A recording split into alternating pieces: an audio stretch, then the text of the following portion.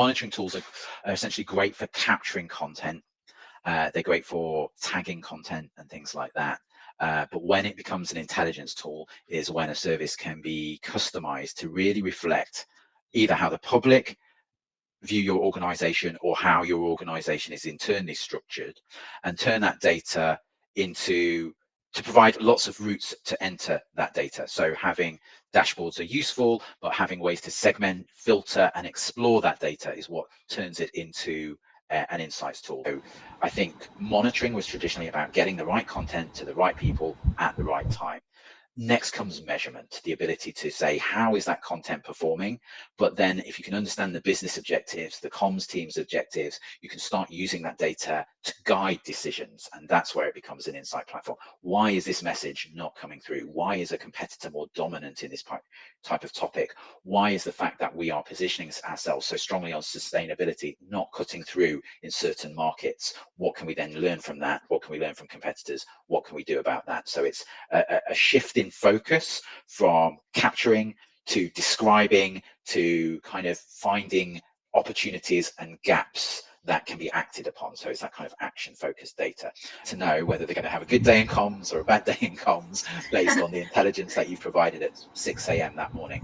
Then obviously there's the insight work as well. So I think I don't want to underplay that role for what I would call reliable functional monitoring.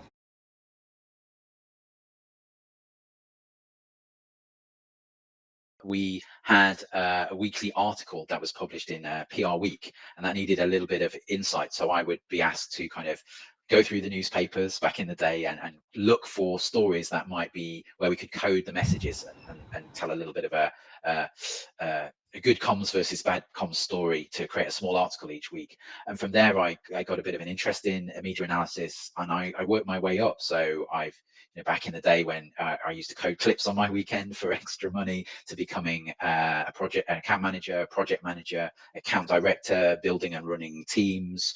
I've been fortunate, and again, I'm a big geek in terms of data and tools. So that's kept me interesting.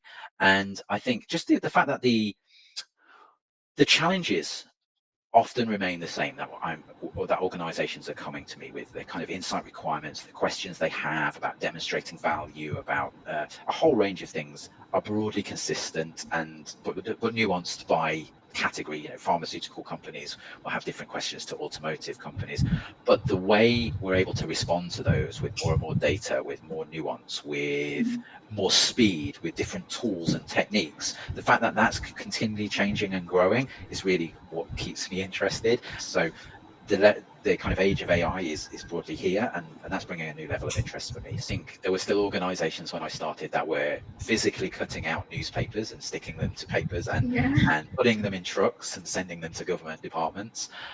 Those days have gone, but the fundamental questions we're answering are very much the same, and the value we're providing is far more than what was provided by that kind of functional monitoring services.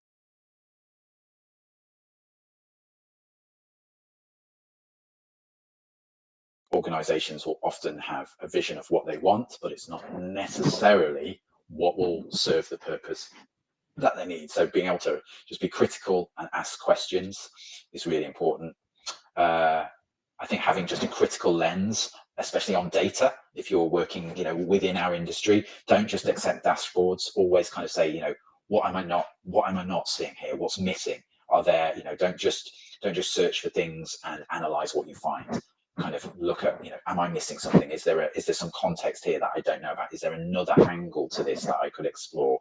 And I think that's what leads to some of the really useful insights that come out of data. Career-wise, I think learning is really important. Joining industry bodies like AMEC, I think, is really useful. Upskilling yourself and networking within the industry. This is, although it's a growing industry, it's not as big as a lot of industries, and having the right contacts is something that is invaluable. Our industry is dynamic, so it needs new blood who really understand the latest media, the latest social media, as well. As much as I like to think I'm young, there is still kind of nuances that I'm not familiar with. So and clients are working in that kind of dynamic landscape.